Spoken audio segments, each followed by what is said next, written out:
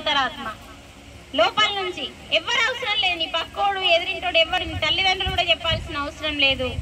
నీ లోపలున్న అంతరాత్మ రే నువ్వు తప్పు చేస్తున్నావు చెయ్యకు అని ప్రతి క్షణం దేవుడు నీ అంతరంగంలో ఉండి నీ హృదయంలో ఉండి తప్పు చెయ్యకు బిడ్డ అని లోపల నుంచి హెచ్చరిస్తున్నాడు.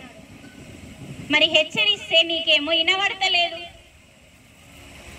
అది నువ్వు అక్రమంగా సంపాదించి అవి వినిపిస్తాయి. కానీ భగవంతుడు నిన్ను తప్పు చేయకుండా మంచి మార్గంలో పెట్టడానికి లోపల నుంచి మీకు ఒక వాయిస్ వస్తుంది. అది వినిపించాలంటే నువ్వు ధ్యానం చేయాలి, ఇటువంటి మాటలు వినాలి. ఎందుకంటే అమ్మ పుట్టినప్పటి నుంచి మనకు ఇటువంటి విషయాలు అందరూ చెప్పారు. అందుకే ఎప్పుడైతే తల్లి పాలిస్తుందో, చిన్న బిడ్డకి తల్లి పాలిస్తుందో అప్పటి నుంచే నేర్పమని తల్లిని గురువుగా పెట్టిండు. కానీ తల్లికి పాలిస్తుంది కానీ ఆ పాలిచ్చే ధ్యాస కూడా ఆ బిడ్డ మీద కూడా ఉండదు. అలాంటి తల్లులు కూడా ఉన్నారు, అలాంటి తల్లులు ఇంకా పాలియని తల్లులు కూడా ఉన్నారు. డబ్బా పాలు, ఒక్కరోజు ధ్యానంలో కూర్చో, నీకు పాలు లేకపోతే ఎందుకు అడుగు, సృష్టిని అడుగు, నాకెందుకు పాలు లేవు, నా బిడ్డకు పాలు ఇవ్వాలి. ఓ ప్రకృతి మాత, ఓ గౌరీ మాత, ఓ లక్ష్మీ మాత, ఓ సరస్వతి మాత, నేను సంపూర్ణమైన తల్లిని కాలేను, తల్లి బిడ్డకి పాలు ఇవ్వకుంటే అని ధ్యానంలో కూర్చున్నాడు. నీకు పాలు ఎందుకు రావు? ఆ బుద్ధి మనకు లేదు కదా. ఫస్ట్ మనం పాలు ఇస్తేనే హృదయం నుంచి, మన ప్రేమ నుంచి, మన యొక్క స్వచ్ఛత నుంచి ఇచ్చే పాలు మనం నేర్పడానికి అవన్నీ మన ఒడి నుంచే వాళ్ళు బడికి వెళ్తారు కానీ బడి నుంచి ఒడికి రారు. ఫస్ట్ మన ఒడి ఎంత గొప్పదో తెలుసా? మన ఒడి ఎంత గొప్పదో, పెద్ద పిల్లలైనా సుఖం మన ఒడిలో పడుకుంటే నిద్ర పట్టణంలోకి కూడా పడుతుందండి. తల్లి ఒడి అంత గొప్పది. మరి ఇంత పెద్దగైనా కూడా మనం తల్లి ఒడిలో పండి చూడండి, మన ముసలైన సుఖం మన తల్లి ఉంటే తల్లి ఒడిలో పండుకొని చూడండి, నిద్ర పట్టిపోతుంది. అదండి అమ్మ ఒడి అంటే. ఊరికనే ఇవ్వలేదు అమ్మ ఒడి, తర్వాత బడి. ఎందుకంటే అమ్మ ఒడి నుంచి 5 సంవత్సరాల దాకా ఏ పిల్లల్ని బడికి పంపద్దండి. ఎందుకంటే వాళ్ళు ఎంత ఆటలు ఆడుతారో అంత యాక్టివ్గా ఉంటారు.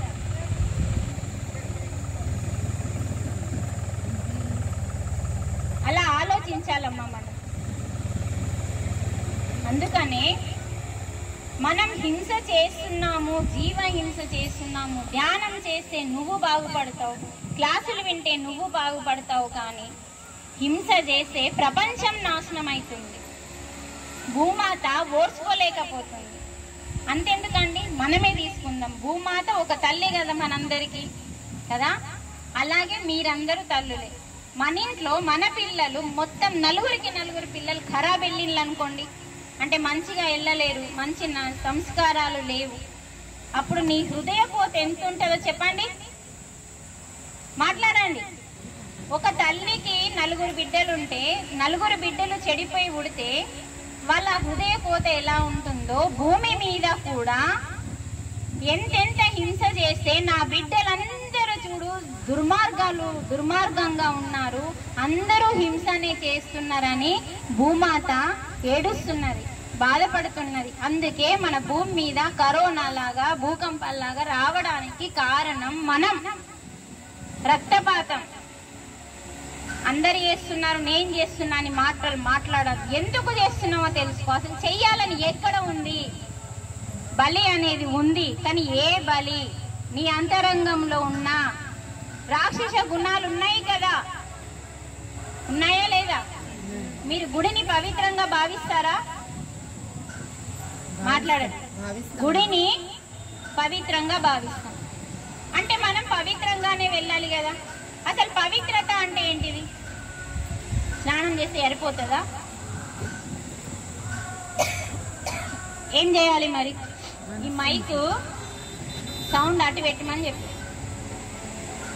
నాని వీలైతుందా? వీలు కాకపోతే ఉండని చెప్పండి. గుడికి వెళ్ళాలంటే స్నానం చేసి సరిపోతుందా అని మనం స్నానం చేసే పోతాం అంతే. తలార స్నానం చేసి బట్టలో పట్టు చీరను కట్టుకొని వెళ్తాం. ఇంత మించి ఏమైనా చేస్తారా మీరు అందరూ? ఇంత ఏదో ప్రసాదం కొబ్బరికాయ పట్టుకొని పోతారు. మరి ఇంకేం చేయమన్నారు యోగులు? వెరీ గుడ్, క్లాస్ కొట్టండి. మనస్సుని శుద్ధి చేసుకొని వెళ్ళమన్నారు. ఇంట్లోకి వెళ్ళినప్పుడు నీ మనసు ఎట్లన్నా ఉండని, కానీ మన గుడి ముందట ఏముంటది? ధ్వజస్తంభం ఉంటది. చూసిందా? మీరు గమనించాలి, ఏ గుడికి వెళ్ళినా గమనించాలమ్మా. ధ్వజస్తంభం కంటే ముందు ఒక బలి బండ బయట ఉంటుంది. ధ్వజస్తంభం తాకకన్నా ముందే బలి బండ ఉంటుంది. అంటే కొబ్బరికాయలు బయటకు వచ్చి కొడతాం చూడు, ఆ బండ పేరే బలి బండ. ఇది శాస్త్రాలలో ఉంది. ఆ బలి బండ మీద ఏం బలియాలి?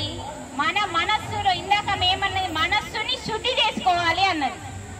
మనస్సుని ఎందుకు శుద్ధి చేసుకోవాలి? మరి ఏముంది దాంట్లో? ఏముంది దాంట్లో? మాట్లాడాలి.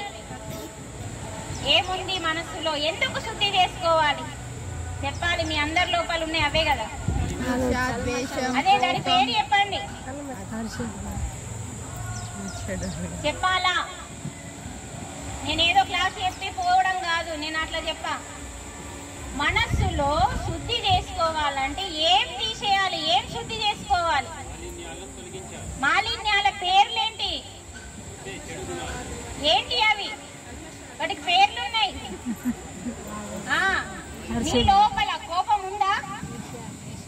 కోపం ఉందా?